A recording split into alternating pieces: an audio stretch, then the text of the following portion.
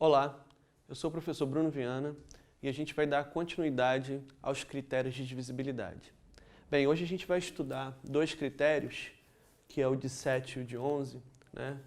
Dá um enfoque maior para esses dois, porque não são tão simples quanto os outros. E é difícil até a gente achar o de 7 em livros didáticos aí do Brasil afora, né? Por quê? Porque essa regra que eu vou apresentar de divisibilidade por 7, na realidade eu vou apresentar até duas, mas ela só serve para números grandes, né? Número de 3 algarismos eu aconselho até a dividir por 7. É bem mais simples, né? Então vamos a ela.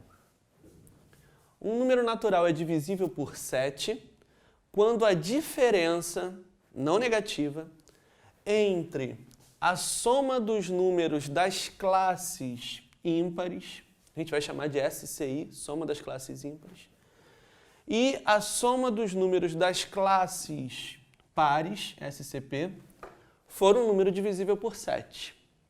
Então, vamos aplicar nesses 3 exemplos essa regra. Bem, primeiro a gente tem que saber o que é classe, né? No nosso sistema de numeração decimal, a gente antigamente separava por ponto, né, as classes. Hoje em dia, pela ABNT, a gente não separa mais por ponto. Mas eu vou tomar a liberdade de voltar a separar aqui só para ajudar a gente a perceber, né? Essa aqui é a classe das unidades. É a primeira classe. A primeira classe contém a ordem das unidades, das dezenas e das centenas. Essa aqui já é a segunda classe dos milhares. Depois a gente tem a classe dos milhões. Bem, a primeira classe, primeira é ímpar. A classe dos milhares já é a segunda classe par. Então, pelo que diz a regra, eu tenho que fazer a diferença da soma das classes ímpares menos a soma das classes pares. Bem, a classe ímpar é a primeira. Repara que eu estou somando os números formados nas classes. Então, a primeira classe formou o número 13. E a segunda classe, né, formou apenas o número 6.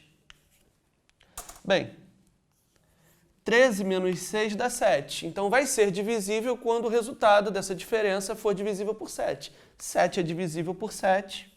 Então, ok, esse número aqui, 6.013, é divisível por 7. Vamos para o próximo. A primeira classe, né, eu já sei que eu tenho que fazer soma das classes ímpares menos soma das classes pares. A primeira classe aqui formou o número 29. E a classe par, né, que é a segunda aqui, formou o número 351. Bem, aí a gente tem que se preocupar com uma coisa.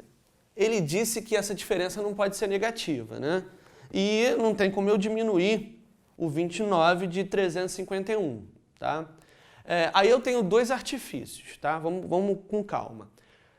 Se eu quero saber só se o cara é divisível ou não, né, basta eu trocar, fazer 351 menos 29.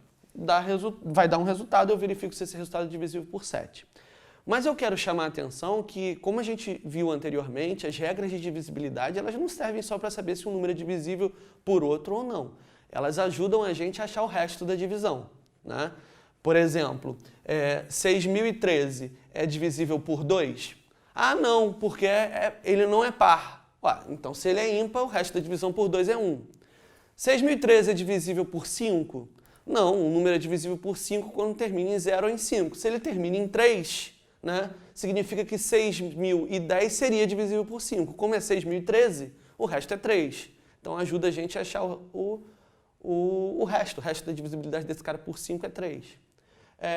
6.013 é divisível por 4. Como é que é a regra de divisibilidade por 4? Lembrando, a gente pega os dois últimos e divide por 4. 13 não é divisível por 4, mas 12 é. Então, 12 para chegar a 13 é 1. Então, o resto da divisibilidade desse cara por 4, o resto da divisão desse cara por 4 é 1.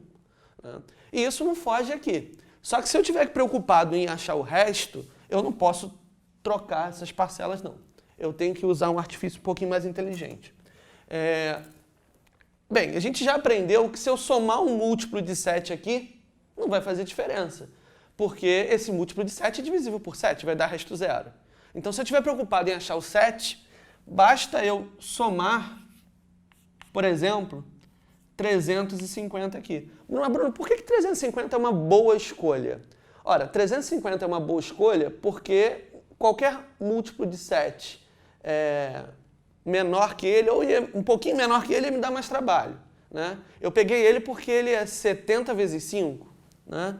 E somar ele aqui vai me dar um número maior que esse. E aí eu consigo extrair o resto. Então eu vou ter, na realidade, que fazer a seguinte conta. 379 menos 351. E isso daí dá 28. E 28 é divisível por 7, ok? Esse cara aqui seria divisível por 7. Então, vamos para o próximo exemplo. Meu próximo exemplo, eu tenho que fazer soma das classes ímpares menos soma das classes pares. Eu vou ter o 197 menos o 61. Bem, 197 menos 61 dá 136. Pô, Bruno, mas complicado ver se esse cara é divisível por 7. Ele tem 3 algarismos. Usa a regra de novo? Não adianta, tem que dividir por 7 mesmo. Então, dividindo esse cara por 7, né, vai dar 1, sobra 6, abaixo 6. 66 por 7 dá 9, 63 sobra 3. Isso significa que esse cara não é divisível por 7. Esse aqui não é divisível por 7. Porém, o resto da divisão dele por 7 é 3. Ok?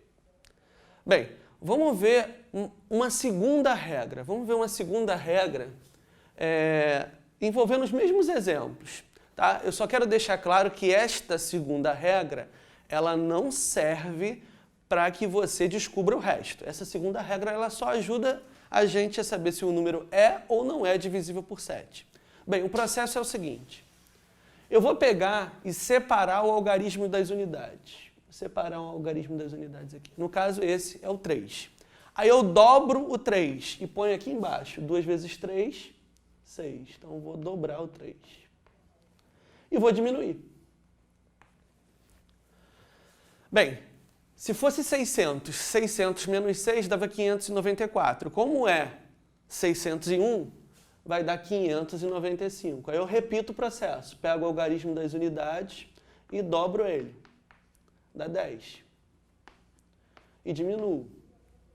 Isso daqui dá 49.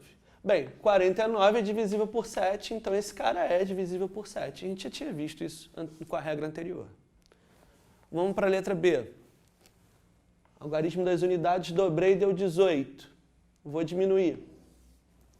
Bem, 12 menos 8 dá 4.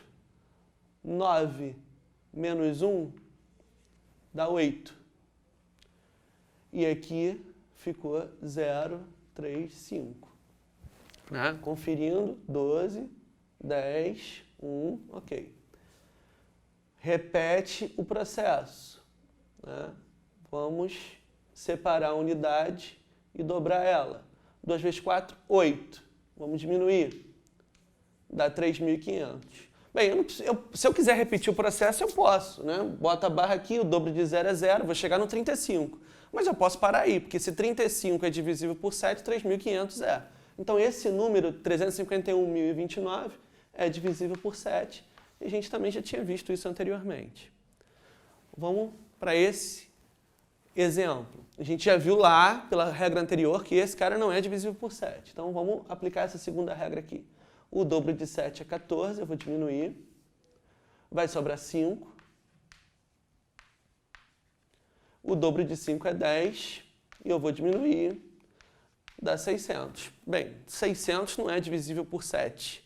Né? É 6 vezes 100, 100 não é divisível por 7, 6 também não, então esse cara não é divisível por 7, como a gente já tinha visto anteriormente. Lembrando que não dá para descobrir o resto com essa regra. Essa regra só serve para dizer se é ou não é divisível por 7.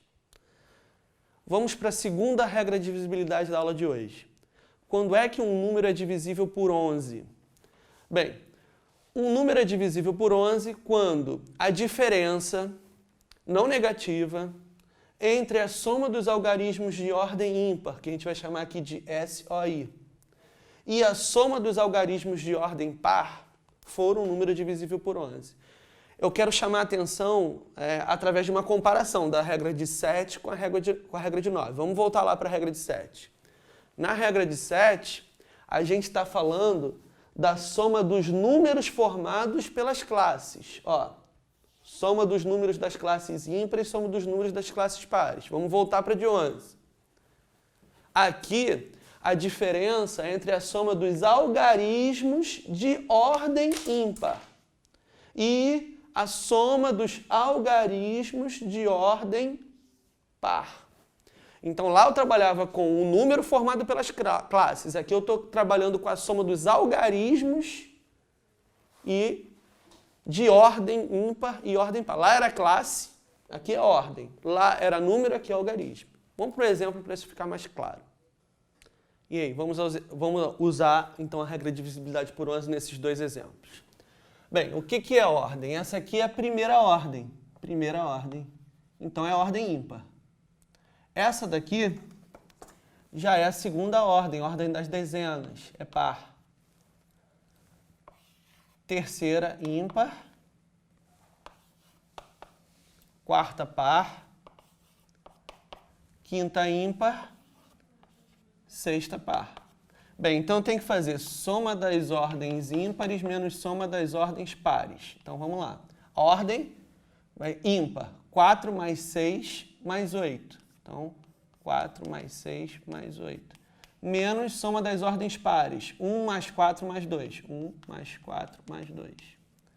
Vai dar 18 menos 6, 7, dá 11. E 11 é divisível por 11. O número formado tem que ser divisível por 11. Então, esse cara aqui é divisível por 11. Ok? Vamos para o próximo. Ímpar, par. Ímpar, par. Ímpar, par. Ímpar, par. Ímpar, par. Ímpar. Soma das ordens ímpares menos soma das ordens pares. Então, vamos lá. As ordens ímpares. 5 mais 3... mais 2 mais 5, mais 2 mais 1. Ordem par, 1 mais 8, 4 mais 3, mais 3. Bem, 8 com 2, 10, mais 8, 18. Então, aqui eu tenho 18. Menos... 3 mais 3, 6, com 4, 10, 18, 19. 19. Bem, não pode ser negativa, então vou fazer aquela mesma ideia do 7, vou somar 11 aqui. Então eu vou ter 29 menos 19, dá 10. Esse cara não é divisível por 11. Porém, quando a gente divide esse número enorme por 11, ele deixa resto 10. Vou abrir um parêntese e vou fazer só aqui. Olha como é que funciona a regra de divisibilidade por 7 também. Soma das classes ímpares menos soma das classes pares. Para ficar claro a diferença. Então, vou pegar primeira classe, né? Aqui eu tenho a primeira classe, é classe ímpar. Aqui eu tenho a terceira classe, que é a classe par. Então, soma das classes ímpares. Então, tem que somar o número formado por essa classe, que é o 315, mais o número formado pela terceira classe, que é o 235. Menos soma dos números formados nas classes pares, 428, menos 13. Aqui eu vou ter 10, 4, com mais um que foi 5, mais 5. 550 menos, desculpa, aqui é uma soma. 8, 9, 10, 11, vai 1, 4, 4. Bem, 550 menos 441, 10 menos 1, 9. 4 menos 4, 0, 109. E eu tenho que pegar o 109 e dividir por 7, que eu estou querendo saber se esse cara é divisível por 7 ou não. Dá 1, sobra 3. 39 por 7 dá 5, sobra 4. Então, esse cara, além de não ser divisível por 7, ele, quando é divisível por 7, deixa resto 4. Espero que esse exemplo tenha ficado claro para você saber a diferença da regra de divisibilidade por 7 e por 11. Apesar de serem parecidas, são só parecidas, diferentes em alguns conceitos. Obrigado pela atenção, até a próxima.